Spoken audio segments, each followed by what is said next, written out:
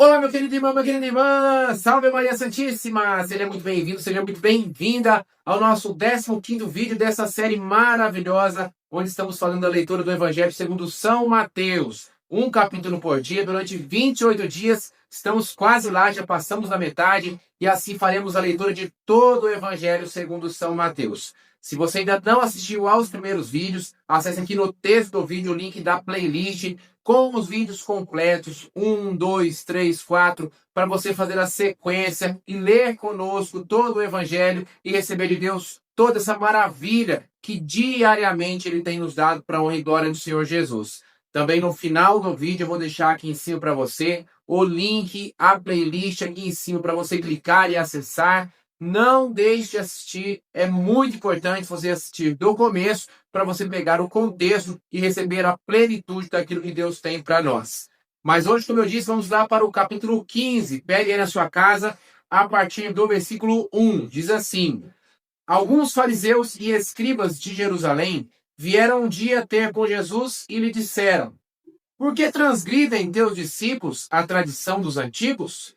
Nem mesmo lavam as mãos antes de comer? Jesus respondeu-lhes: E vós, por que violais os preceitos de Deus por causa de vossa tradição? Deus disse: Honra teu pai e tua mãe. Aquele que amaldiçoar seu pai ou sua mãe será castigado de morte. Mas vós dizeis: Aquele que disser a seu pai ou a sua mãe, aquilo que eu vos poderia assistir, já ofereci a Deus. Esse não é obrigado a socorrer de outro modo seus pais. Assim, por causa de vossa tradição, anulais a palavra de Deus. Anulais a palavra de Deus. Hipócritas, é bem de vós que fala o profeta Isaías. Este povo somente me honra com lábios, seu coração, porém, está longe de mim. Vão é o culto que me prestam, porque ensinam preceitos que só vêm dos homens. Preceitos que só vêm dos homens. Depois reuniu os assistentes e disse-lhes: Ouvi e compreendei. Não é aquilo que entra pela boca que mancha o homem, mas aquilo que sai dele. Eis o que mancha o homem. Então se aproximaram-se dele os discípulos e disseram: Sabe que os fariseus se escandalizaram com as palavras que ouviram? Jesus respondeu: Toda planta que meu Pai Celeste não plantou será arrancada pela raiz. Deixai-os, são cegos e guias de cegos. Ora, se um cego conduz a outro, tombarão ambos na mesma vala. Tomando então a palavra, Pedro disse: Explica-nos esta parábola. Jesus respondeu: Sois também vós de tão pouca compreensão? Não compreendeis que tudo que entra pela boca vai ao ventre e depois é lançado num lugar secreto? Ao contrário, aquilo que sai da boca provém do coração, e é isso que mancha o homem. Porque é do coração que provém os maus pensamentos, os homicídios, os adultérios, as impurezas, os furtos, os falsos testemunhos, as calúnias. Eis o que mancha o homem. Comer, porém, sem ter lavado as mãos, isso não mancha o homem. Jesus partiu ali e retirou-se para os arredores de Tiro e Sidônia. E eis que uma cananeia, originária daquela terra, gritava: Senhor, filho de Davi, tem piedade de mim. Minha filha está cruelmente atormentada por um demônio. Jesus não lhe respondeu palavra alguma. Seus discípulos vieram a ele e lhe disseram com insistência: Despede-a, ela nos persegue com seus gritos. Jesus respondeu-lhes: Não fui enviado senão às ovelhas perdidas da casa de Israel. Mas aquela mulher veio prostrando-se diante dele, dizendo: Senhor, ajuda-me. Jesus respondeu-lhe: Não convém jogar aos cachorrinhos o pão dos filhos. Certamente, Senhor, replicou-lhe ela, mas os cachorrinhos, ao menos, comem as migalhas que caem da mesa dos seus donos. Disse-lhe então Jesus: Ó mulher, grande é tua fé, seja-te feito como desejas. E na mesma hora sua filha ficou curada. Jesus saiu daquela região e voltou para perto do mar da Galileia. Subiu a uma colina e sentou-se ali. Então, numerosa multidão aproximou-se dele, trazendo consigo mudos, cegos, coxos, aleijados, e muitos outros enfermos. Puseram-no nos pés e ele os curou, de sorte que o povo estava admirado ante o espetáculo dos mudos que falavam, daqueles aleijados curados, dos coxos que andavam, dos cegos que viam, e glorificavam ao Deus de Israel. Jesus, porém, reuniu os seus discípulos e disse-lhes: Tenho piedade dessa multidão. Eis que já há 3 dias está perto de mim e não tem nada para comer. Não quero despedi-lo em jejum, para que não desfaleça pelo caminho. Disseram-lhe os discípulos: De que maneira procuraremos neste lugar deserto pão bastante para saciar tal multidão? Pergunta-lhes Jesus: Quantos pães tendes? 7 e alguns peixinhos, responderam eles. Mandou então a multidão assentar-se no chão, tomou os 7 pães e os peixes, abençoou-os. Depois os partiu e os deu a seus discípulos, que os distribuíram à multidão. Todos comeram e ficaram saciados, e dos pedaços que restaram encheram 7 cestos. Ora, os que se alimentaram foram 4.000 homens, sem contar as mulheres e as crianças. Jesus então despediu o povo, subiu para a barca e retornou à região de Magadã. Palavra da salvação, glória a vós, Senhor. Então, se você prestou atenção, você percebeu que na hora da leitura, eu frisei e repeti, inclusive, aqui, 2 versículos, 2 partes, para deixar muito clara essa questão da tradição, das leis, que Jesus não veio abolir. Jesus veio elevar à plenitude, a vivência perfeita e a vivência correta daqueles mandamentos que Deus deixa para nós. Deus, porque nos ama, nos ordena. Deus não deixa que os seres humanos façam o que bem entender, porque nós não sabemos aquilo que é certo para nós. Então Jesus não veio pregar a libertinagem. Vivam, façam o que quiserem, como muitas pessoas querem. Não, essa questão de regra vem dos opressores. Essa questão das normas, da doutrina, é coisa de homens. Como eu escuto muitas vezes, infelizmente. Principalmente lá no Instagram. Se você ainda não me acompanha no Instagram, me acompanhe também lá. @Flávio _escravo de Maria oficial. @Flávio _escravo de Maria oficial. Ou missionário Flávio Andrade, como está aqui no YouTube. Você pesquisa lá no Instagram, você vai me encontrar. E lá regularmente eu também posto catequeses como essas aqui. E posto: é proibido ao católico usar métodos contraceptivos. É proibido ao católico abandonar a sua esposa, abandonar o seu marido e ter uma nova união e ter um novo relacionamento. O nome disso é adultério. É pecado faltar à Santa Missa no domingo e demais dias de preceito, etc, etc, etc. E regularmente eu recebo comentários lamentáveis. Isso aí são preceitos de homens. Jesus jamais instituiu essas coisas.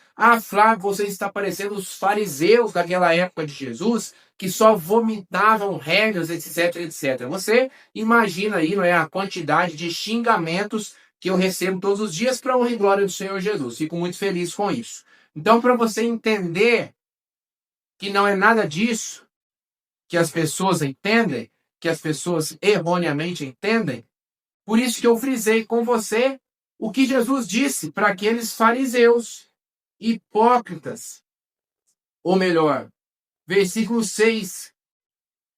Assim, por causa de vossa tradição, anulais a palavra de Deus. Anulais, por causa da tradição, anulais a palavra de Deus. E depois aqui novamente, no versículo 9. Vão é o culto que me prestam, porque ensinam preceitos que só vêm dos homens. Só vêm dos homens. Então, se você prega algo que só vem dos homens, por isso que eu frisei o só, exclusivamente dos homens, não vem de Deus, não tem inspiração divina, ou ao mesmo tempo, e ainda pior, que anula a palavra de Deus, como o versículo 6, É claro que isso nós não devemos seguir, jamais em hipótese alguma.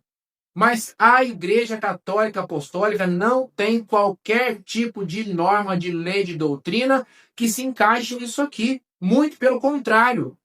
Tudo que a Igreja ensina, tudo 100% que a Igreja determina, seja lei divina ou lei eclesiástica, lei divina que vem diretamente de Deus, a lei eclesiástica que foi criada, formulada pelos homens, pela Igreja, que recebeu o poder das chaves. Eu te darei as chaves do reino dos céus. Tudo que ligares na terra será ligado no céu. Tudo que desligares na terra será desligado no céu. Então a igreja tem essa autoridade confiada por Jesus.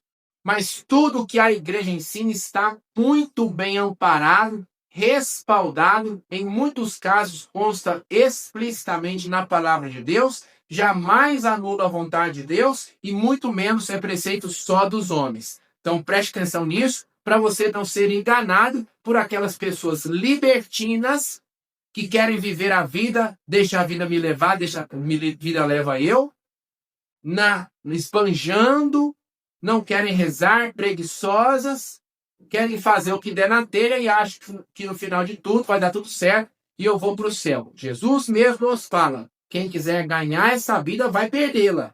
Mas quem tiver sacrificado essa vida por minha causa, irá recobrá-la. Então, primeira parte, muito importante. Segunda parte, muito importante desse mesmo ensinamento.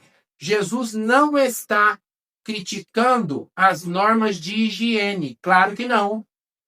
Porque os fariseus falam com Jesus, porque os seus discípulos, lá no versículo 2, transgridem teus discípulos a tradição dos antigos, nem mesmo lavam as mãos antes de comer. E aí Jesus tece aquela crítica toda que eu acabei de ler com vocês. Então Jesus está criticando aquelas pessoas que usam normas de higiene para eliminar as bactérias e não serem contaminados por enfermidades. É isso que Jesus está dizendo? Claro que não. Porque para os judeus, lavar as mãos não é apenas uma norma de higiene. Para você comer o alimento e não ficar contaminado, como eu disse, com bactérias, etc. Para eles, lavar as mãos, nesse caso, é um rito espiritual. Se você comer sem lavar as mãos, você está pecando. Se você comer sem lavar as mãos, você está se contaminando espiritualmente. E isso não tem nada na Bíblia, não é isso que Deus ensinou. Muito pelo contrário, é coisa da cabeça deles e só da cabeça dos homens. É isso que Jesus critica. Ele critica a exclusividade da materialidade das coisas espirituais. Você que já é consagrado à Virgem Maria, segundo o método de São Luís Maria Grião de Montfort, se você ainda não é, te aconselho a fazer a consagração. Aqui mesmo no canal eu tenho uma playlist completíssima, com 7 vídeos, 7 aulas, aula 1, aula 2, aula 3, do início até o final, tudo que você precisa saber está explicado ali para você fazer a consagração. Então, se você ainda não é consagrado, faça essa caminhada. Mas você que já é consagrado sabe muito bem quando São Luís nos ensina sobre os falsos devotos, aqueles que ele chama de devotos exteriores. É isso que Jesus está criticando. Eu coloco um crucifixo, coloco uma camisa, como está aqui, rosário, Santa Missa, confissão, coloco a cadeia da consagração, tem as imagens aqui na minha casa, mas a minha espiritualidade, meu relacionamento com Deus se limita a isso. E quantas pessoas vivem dessa forma? É isso que Jesus está criticando. Inclusive, o Catecismo da Igreja Católica, número 2111, se você tem na sua casa um catecismo, leia. Catecismo da Igreja Católica, número 2111, critica, condena e coloca como pecado grave contra o primeiro mandamento. Atribuir eficácia apenas à materialidade das orações, das práticas religiosas. Deixa eu dar um exemplo para você, que eu tenho certeza que você já viu. Usar o terço no pescoço. Tem aqueles terços, né, que dá para você colocar no pescoço. É pecado, sim ou não? Depende. Ah, Flávio, mas usar o terço no pescoço pode ser pecado? Pode. Usar o terço no pescoço como um sacramental para me lembrar de Deus, para guiar as minhas atitudes, para guiar as minhas decisões. E, principalmente, eu, Flávio, que sou uma pessoa que reza o terço todos os dias. É bom? É louvável? Sim! No retrovisor do carro, colocar o terço é bom, é louvável? Sim! É agradável a Deus? Sim! Nos traz muitas bênçãos? Sim!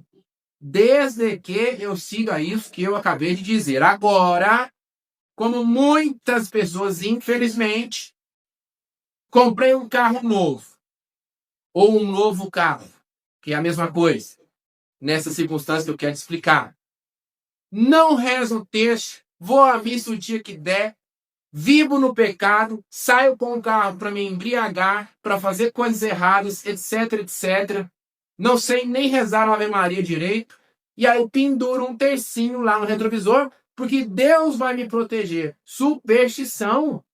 Pecado grave contra o primeiro mandamento, como está lá no número 2111, que está escrito na Igreja Católica. É isso que Jesus está criticando. Colocar a sua confiança apenas na materialidade, sem considerar as disposições interiores. Devotos exteriores, que por fora você vê, é uma belezinha. Ai, que gracinha. Tem lá as imagens, como estão aqui, né? Tem ali o crucifixo, tem a cadeirinha da consagração, mas não reflete na sua vida. Isso é erradíssimo. Isso é erradíssimo.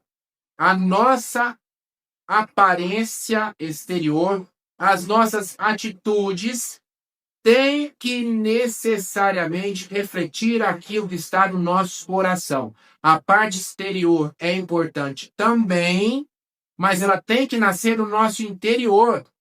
E, ao mesmo tempo, o meu relacionamento interior com Deus precisa ser manifestado na minha prática com Deus. Se eu sou uma pessoa devota da Virgem Maria, se eu sou uma pessoa que carrega o terço no pescoço ou coloco no retrovisor do carro, eu tenho que rezar. Necessariamente. Como é que eu posso dizer? Esse objeto é tão bonito, como eu tenho aqui, e eu contemplo, eu, Flávio, gosto muito de contemplar as minhas imagens desde quando eu era uma criancinha. Meus irmãos podem testemunhar o que eu estou dizendo. Desde criancinha, 6, 7 anos, 5 anos, eu ficava tempos e tempos olhando para as imagens, sempre gostei muito. Mas isso precisa necessariamente ser traduzido em diálogo com a Virgem Maria, ou seja, oração. Em diálogo com Jesus, ou seja, oração. Como é que eu posso ter tudo isso se eu não rezo? Então tem que se traduzir no meu relacionamento com Deus e tem que se traduzir no meu relacionamento com o próximo. Porque aí vem a segunda parte que Jesus também usa aqui, São Mateus, para ensinar os judeus e para criticar os judeus de certa forma. Porque vamos lá, muito importante você se lembrar daquilo que eu tenho dito desde o início dessa nossa caminhada, desde o vídeo 1, vídeo 2, vídeo 3. A Bíblia, todos os livros da Bíblia não foram escritos para o vento, nem para alguém abstrato. Todos os livros da Bíblia foram escritos tendo um destinatário específico. E aqui no caso do Evangelho segundo São Mateus escreveu especificamente para os judeus vindos do judaísmo, recém-convertidos ao cristianismo. Ele escreveu para uma comunidade. São Mateus tinha uma comunidade, como todos os outros, né, evangelistas, apóstolos, São Paulo, nas suas cartas, por exemplo, tendo destinatários específicos. Em São Paulo fica até mais fácil você entender, não é? Comunidade de Filipe, Filipenses. Comunidade de Corinto, primeira e segunda carta. Aos Efésios, etc, etc, né? Aos Colossenses, comunidade de Colossos, enfim, não é? Todos os livros da Bíblia foram escritos para um destinatário específico. Isso é muito importante para você entender corretamente o que é que São Mateus está querendo dizer. Porque ele coloca do lado um fato aqui dessa Cananeia, desta passagem tão conhecida dos pães, das migalhas que caem e vão os cachorrinhos se alimentar das migalhas dos pães dos filhos. Não quer dizer necessariamente que uma coisa aconteceu logo em seguida da outra, de fato. Talvez isso aqui tenha acontecido meses, talvez até anos, de intervalo entre um acontecimento e outro. Mas na hora de montar o evangelho, São Mateus coloca um acontecimento do lado do outro, justamente para ensinar isso. Os fariseus estão presos à materialidade da religião. E para os judeus, eles pensavam, eles vinham, né, de séculos de judaísmo, do povo eleito, do povo escolhido. Eles eram salvos pela etnia, pela descendência biológica de Abraão. Então, eu descendo biologicamente de Abraão, estou salvo, ponto final. Os outros, gregos, cananeus, né, aqui a própria passagem se dá em Tiro e Sidônia, todos esses estrangeiros estão condenados. Eles não são o povo da promessa. Então, essas palavras de Jesus, as palavras que São Mateus coloca na boca de Jesus, refletem, na verdade, o pensamento dos judeus recém-convertidos ao cristianismo. Não quer dizer que Jesus tenha dito exatamente isso aqui. A mesma coisa eu já expliquei lá no capítulo 4. Você se lembra? Se você ainda não assistiu, tem que assistir. Da tentação no deserto. Você se lembra que eu disse para você? As 3 tentações de Satanás sobre Jesus, aquelas 3 tentações refletiam as ideias, as concepções que os judeus tinham nos seus corações. De Jesus milagreiro, de Jesus que transformava pedra em pão, de Jesus que era o protegido de Deus, que eu posso me lançar do templo abaixo, que os anjos vão me proteger. E Jesus diz, não tentarás o Senhor teu Deus. Do Jesus que resolve os problemas desse mundo, por isso que Satanás mostra para Jesus, naquela alegoria, analogia, mostra para ele todos os reinos. Se prostrares diante de mim e me adorar, eu te darei tudo isso. A tentação da glória desse mundo, do sucesso desse mundo. Tudo isso refletindo os pensamentos dos judeus, lá no capítulo 4. E agora no capítulo 15 é a mesma coisa. Esse diálogo reflete o que está no coração dos judeus. A Bíblia, meu irmão e minha irmã, não é um livro de história. A Bíblia não é um livro de história. A Bíblia não quer simplesmente contar os fatos. A Bíblia é um livro didático-pedagógico. A Bíblia quer ensinar. O objetivo da Bíblia, de todos os textos bíblicos, é ensinar. Então, nem sempre o que está na Bíblia aconteceu exatamente do jeito que está escrito. Então, aqui, olha só, como que São Mateus coloca na boca de Jesus o pensamento dos judeus.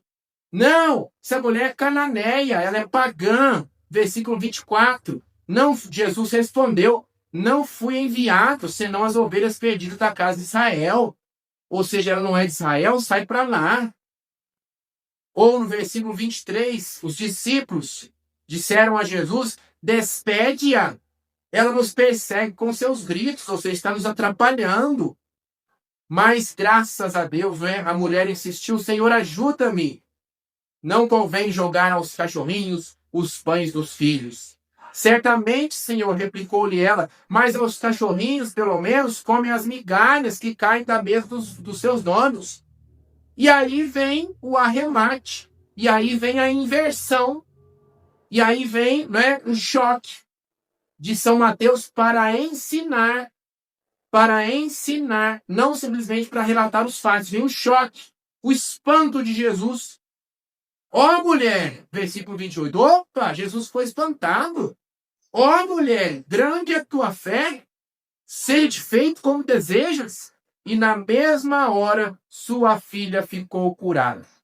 Então, na prática, meu irmão, minha irmã, que me acompanha aqui neste vídeo 15, o que é que isso traz para nós, para a nossa vida hoje? Em primeiro lugar, do nosso relacionamento com Deus. Aquilo que eu digo, eu sou católico, eu amo a Virgem Maria, eu amo Jesus. Quantas pessoas são ávidas, rápidas em dizer, eu amo Jesus, mas não sai de pecado. Como é que você ama Jesus, mas vive no pecado? Não muda de vida? Ah, eu amo a minha mãezinha, a Virgem Maria. Como é que é? Acaso não sabeis que eu sou da Imaculada, mas não é capaz de dobrar o joelho no chão e rezar um terço? Como é que você ama a Virgem Maria? Então tem que se traduzir na prática do meu relacionamento com Deus e tem que se traduzir na prática do meu relacionamento com os meus irmãos. Não condenar, não discriminar, como aqueles judeus faziam com os pagãos, ou seja, com quem não era da etnia, da descendência biológica de Abraão. E isso, infelizmente, acontece até nos dias de hoje. Talvez na sua paróquia. Eu já vi muito isso. Eu passei por isso. Pessoa era, por exemplo, alcoólatra. Se converteu, começa a participar do terço dos homens, das mães que oram pelos filhos, quer muitas vezes servir numa pastoral, começa a ir mais à Santa Missa. Ai, nossa, aquele ali, ó, não sei qual que é a ideia dele, não. Mas ontem mesmo estava lá no boteco, você acha que eu não vi? Semana passada estava lá fazendo o que não presta, agora está aqui rezando, onde já se viu? Deixa eu te dar um exemplo concreto. Eu ouvi e vi, ninguém me contou não, eu presenciei uma pessoa de dentro da igreja, de caminhada, estava me contando sobre uma mulher que tinha tirado o seu filho do ventre, tinha feito... Eu não vou falar aqui a palavra por conta do algoritmo, mas você entendeu, né? Tinha tirado o filho do ventre. Tinha feito isso com o seu filho. E aí essa pessoa de igreja, de caminhar, dizendo, não, onde já se viu, Flávio? Agora ela fez isso e acha que é só vir se arrepender e se confessar, não é? Ela está lá chorando de estar arrependida, porque isso já faz 4, 5 anos, agora que ela tomou consciência, e aí quer se confessar e quer receber o perdão de Deus. Não, não é assim não. Você tem que sofrer mais. Você não pode vir para... Gente, você ficou doido, cara? Você ficou maluco? É justamente o contrário. Se ela está verdadeiramente arrependida, você tem que pegar e trazer, você tem que ajudar na salvação, na cura dessa mulher, dessa nossa irmã. Tem pessoas, deixa eu te dar outro exemplo. Eu, Flávio, quem me conhece, sabe que eu estou muito infeliz, para não dizer outras coisas, né? Com o governo Lula. Estou muito infeliz com a corrupção, com, né, as injustiças, etc, etc. Eu não vou entrar nos méritos aqui. Mas eu rezo todos os dias para que o Lula vá para o céu, para que ele vá para o céu depois de se converter, claro, para que ele saia do pecado, para que a justiça reine no coração dele, nesses poucos anos que ele ainda resta de vida, que ele se converta e vá para o céu. Eu não posso deixar ele se perder. Se ele continuar com a vida que está, muito provavelmente ele vai para o inferno. Mas enquanto a vida, a esperança, então tem que rezar para ele se converter, como para todos. E aí você olha aqui na internet, esse aí vai queimar no inferno, não sei o quê. Eu estou citando aqui o exemplo Lula, mas tantos outros. Esse aí vai queimar no inferno, vai ser castigado. Gente, uma pessoa que diz isso está 100% agindo pelo espírito de Satanás. Porque Deus não quer que ninguém se salve, que ninguém se perca, muito pelo contrário, quer que todos se salvem, independentemente de quem seja. Então você, meu irmão, você, minha irmã, que é de Deus, que ama a Deus, que quer servir a Deus, traduza na prática do seu relacionamento com Ele e com os irmãos, não apenas na materialidade das coisas, mas na prática, o seu amor, a sua vontade, o seu desejo de ir para o céu e de levar os irmãos para o céu. Chegamos então ao final do nosso 15º vídeo, graças a Deus. Me conte aqui nos comentários como você tem feito, muito obrigado inclusive. Conte para mim aqui o que é que ficou deste vídeo e por favor deixe seu like, o seu joinha, compartilha este vídeo e nos veremos no próximo amanhã, se Deus quiser. Beijão para você, até amanhã, fique com Deus!